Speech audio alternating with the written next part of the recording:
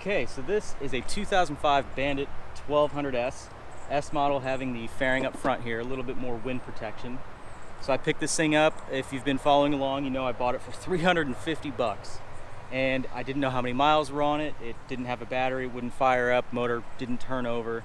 And anyway, couple little changes, fixed the petcock, drained the fluids, new battery, plugs, whatever. Fired right up, ran great. Got a little, it's got a little hesitation at part throttle and the carbs. I have not had those apart, so that's something I could fix, but we're not going to do that.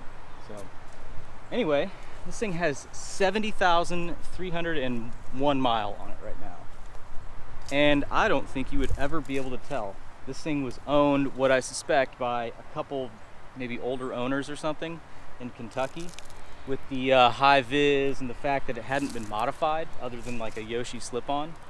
So I think that just having some caring owners, that's why you really can't tell, because this thing has great power.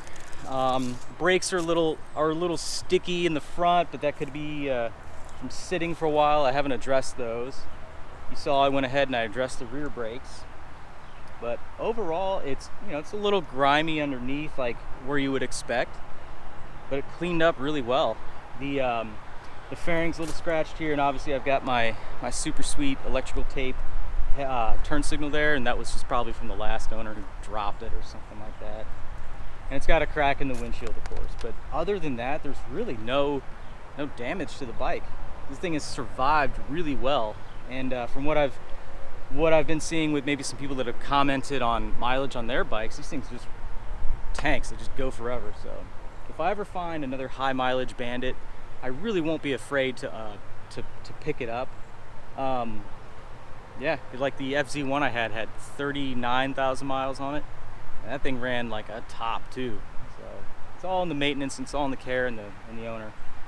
I might have taken a few years off of its life today, but that's okay. You'll find out later in the video. Anyway, I'm gonna cut to some riding clips or mix those in, and then we'll wrap it up with some more discussion on this thing. But anyway, yep, 70,000 miles. I wouldn't be afraid of one.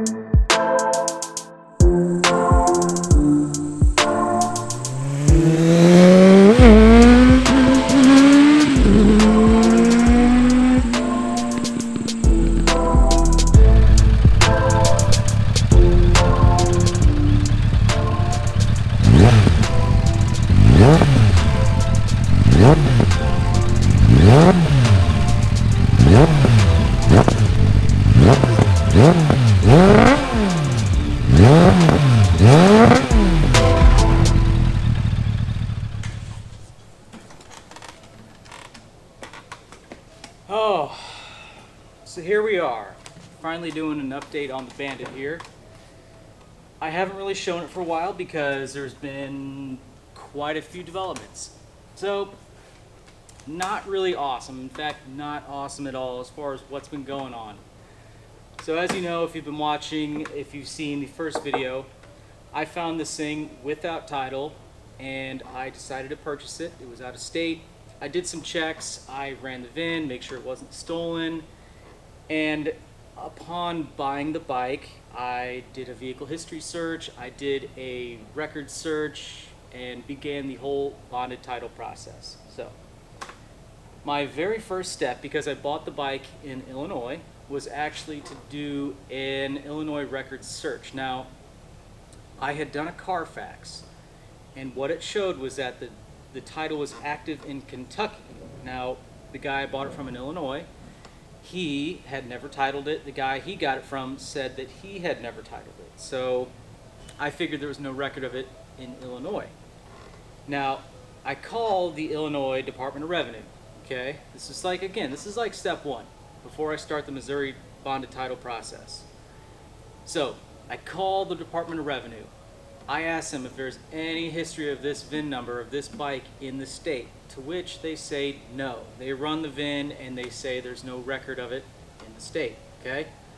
So by my thinking, I'm in the clear because now I don't have to go through spending a few extra dollars and more time on getting an official Illinois record search for my Missouri bonded title. So I proceed, I get the Kentucky one, as I've mentioned, and I submit all of this along with like a $55 document to go get this thing inspected by the Highway Patrol. They make sure it's not stolen. They do all the checks. So I get a bond, and I submit all my documents to Missouri, as I said, and I called it 6 weeks later, okay, 6 weeks of just kind of up in the air, I call and my application for title was denied. Okay, I had every one of the things on the website checked off, and I put a red marker check next to each of them so they knew. So I'm like, what the heck? They say I need an Illinois record search because, you know, I did buy it in Illinois, and I'm like, even though I state here this is what happened, they still wanted that. So there's no way around it. So I go and I do another search. This time, it comes up as having an active lien on the title in Illinois at a Title Max. This is getting bad. So I track down the particular Title Max. I give them a call. The guy was really nice. They've been actually really nice this whole time. You know, we can't be mad at each other here, but it is what it is. So I call them. I asked if they do in fact have the title of this thing, and they said yes. And I asked, what state is it for? Illinois. Okay. So step one, I call Illinois, right? Yeah, and they tell me there's no record of it. Cost me a lot of time here, okay? So I'm talking with Title Max, and I'm asking to try to work a deal. They won't give me the previous owner's information, and I'm kind of dead in the water here. They can't sell it to me, and it's actually going to go up for repossession, all right? That sucks. Now, I bought a $350 bike. If they are going to repossess it, they're going to get back a $350 bike. Now, I contact the auction agency that would actually run the auction with it. There's no way I can actually buy it from them unless I was a dealer and unless I actually bid on it. And in that case, I still don't know if I'd get a real active or I'd get a lien release, but I don't know if I'd still have a title at that point. So I can't buy it from Title Max. They want a lot of money, okay? There was a $3,500 loan out on this thing. So I'd have to pay most of that to even get the lien release, and at that point the title would just be released back to the original owner. So there's no incentive there for me to do that. Now, upon my persistency, I guess you should say, with Title Max, I think they accidentally on purpose name dropped the previous owner. So I go back and I do a quick Facebook search. I find him, okay? Now, he lives in Illinois. He had a picture of this bike on his profile. didn't post much. I was a little worried. Now, I had asked the guy I bought it from this whole time if he had any record. He couldn't find anything, and he didn't know, and he seems like an honest dude. So I'm not, you know, it is what it is. I'm not mad at him. But I make a post on my Facebook page asking if anybody knows this guy. I posted his profile, and real quick, I had a couple people able to do some searches, and I messaged him, and he actually got back to me. So apparently, this is what his story was. Apparently, his cousin sold the bike when he wasn't supposed to, as this guy was out on a job or working out of state or something like that. And he's been trying to track it down for a couple years since. Who knows? Because at the same time on that Facebook post, this dude's mom comments on it and is like, that bike was stolen, I'm calling the cops, I'm calling Title Max.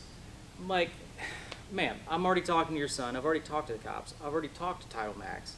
We're trying to work something out. But she's been persistent, so. Anyway, I've been real lucky. The guy has actually offered to buy it back from me. Now, I'm going to try to keep myself protected here, but ultimately, I can't keep the bike because, you know, I've got, you know, in my personal opinion, I've got way too much of a paper trail tying it to me to, like, you know, like frame swap it or something like that and put a legal titled frame under it, in it, whatever. And I don't want to do that. I feel like I'd have some people coming after me for that, but, you know, he should be buying it back. I'll be losing money for sure, and I will definitely be losing a lot of time. And what really sucks is I'll be losing the bike because I really do like this thing.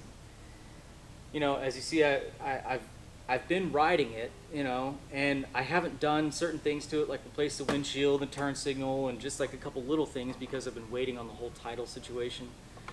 Which is good because, you know, that means I saved a little bit of money in the end, or at least prevented myself from spending that extra money on the bike, therefore losing it. Now, I don't know what kind of lesson this can be to you guys because I've bought non-titled vehicles before, and like I said on this one, I did the due diligence. I did everything in my part. I had it inspected. I ran the VIN. I printed off records for it. I had all of my documentation. And usually I'll just suck it up and say I missed something, but in this case I really am blaming the Illinois Department of Revenue on this one because every time I talk to either a police station or the DMV or the insurance or anything, they're all like, oh man, yeah, Illinois, they've done that. This isn't the first time I've heard about it. So I don't know what kind of advice I can really offer here because this really was a lot of time that I lost. But it did make some content. I did get to own this bike for a little while, and I don't know, I would definitely own one again. For a 70,000 mile bike that is relatively stock, I'm very impressed by this thing. But I don't know, it'll move on. Hopefully, you know, within the next couple weeks, I'll be meeting up with the previous owner, and we can exchange money for bike, and we'll both be on our way. He'll get it back, and he'll be able to continue paying on his loan, you know, and have an incentive to this time, and I can wash my hands of this thing. So that's the neighbor here in the warehouse. But anyway, this is probably going to be the last video in this series, obviously, because I'm not going to have the bike, and I'm not going to have anything to make content on with it. So hopefully it was helpful in at least going through the process of getting it running and just kind of seeing what a Bandit 1200 has to offer. But anyway, I appreciate you guys sticking with me this long. And yeah, next time I go and buy something crazy that I don't need to, you'll definitely see it. Thanks for watching.